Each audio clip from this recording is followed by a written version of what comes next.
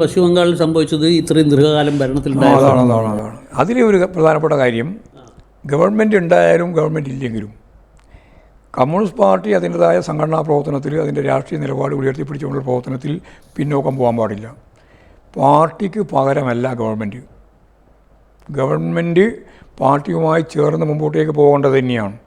പക്ഷേ പാർട്ടി ഫലപ്രദമായി വർഗ ബഹുജന പ്രസ്ഥാനങ്ങളും സംഘടനാ പ്രവർത്തനങ്ങളും എല്ലാം നടത്തി സ്വതന്ത്രമായിട്ട് മുന്നോട്ടേക്ക് പോകുന്ന നിലയിൽ നിന്ന് മാറ്റം വന്നാൽ, പാർട്ടിക്ക് പകരം ഗവൺമെൻറ് ആയാൽ അപ്പോഴാണ് പ്രതിസന്ധിയും പ്രശ്നവും ഉണ്ടാകുക.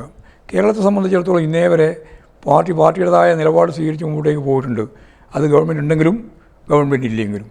അതുകൊണ്ട് അവിടെ ഉണ്ടായി എന്ന് പറയുന്ന രീതിയിലുള്ള പ്രശ്നങ്ങളൊന്നും കേരളത്തിൽ ഉണ്ടാവാൻ പോകുന്നില്ല. കാരണം കേരളത്തിലെ പാർട്ടി ഇന്ന് EMSൻ്റെ 28 വർഷം മരിച്ചതിന് ശേഷം പൂർത്തിയാകുന്ന ദിവസമാണ്. ഞങ്ങളിന്ന് രാവിലെ മുതലേ EMSനെ സ്മരിച്ചുകൊണ്ടിരിക്കുകയാണ്.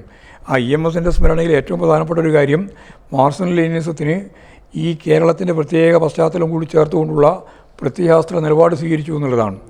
ആ സ്വീകരിക്കുന്നതിന് നേതൃത്വം കൊടുത്തത് സഖാവ് EMS ആണ് എന്നുള്ളതാണ്. അപ്പോൾ നേരത്തെ പറഞ്ഞതുപോലെ നമുക്കുള്ള പരിമിതി നമ്മൾ മനസ്സിലാക്കണം, നമുക്കുള്ള അവസരം നമ്മൾ ഉപയോഗിക്കണം.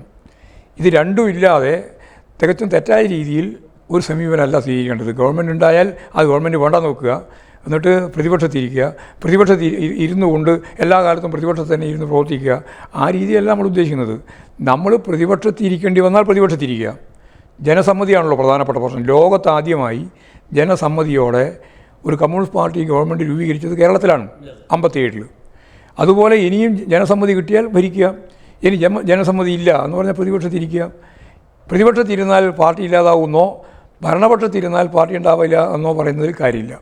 ഭരണപക്ഷത്തിരുന്നാലും പ്രതിപക്ഷത്തിരുന്നാലും പാർട്ടി എന്ന രീതിയിൽ മുന്നോട്ടേക്ക് പോയാൽ പാർട്ടിക്ക് നിലനിൽക്കാൻ കഴിയും. ബംഗാളിൽ അത് സംഭവിച്ചില്ല. അതുപോലുള്ള സംഭവം കൂടി ഉണ്ടാവില്ല. ബംഗാളിലെ പാർട്ടിക്ക് എന്തുകൊണ്ടാണ് പരാജയം സംഭവിച്ചതെന്ന് ബംഗാളിലെ പാർട്ടി തന്നെ വ്യക്തമാക്കിയിട്ടുണ്ട്. ആ അനുഭവം കൂടി ചേർത്തുകൊണ്ടാണ് കേരളത്തിലെ പാർട്ടി മുന്നോട്ടേക്ക് പോകുന്നത്.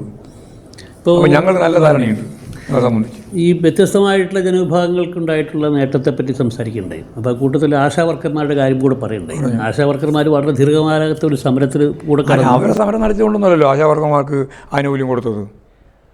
ആ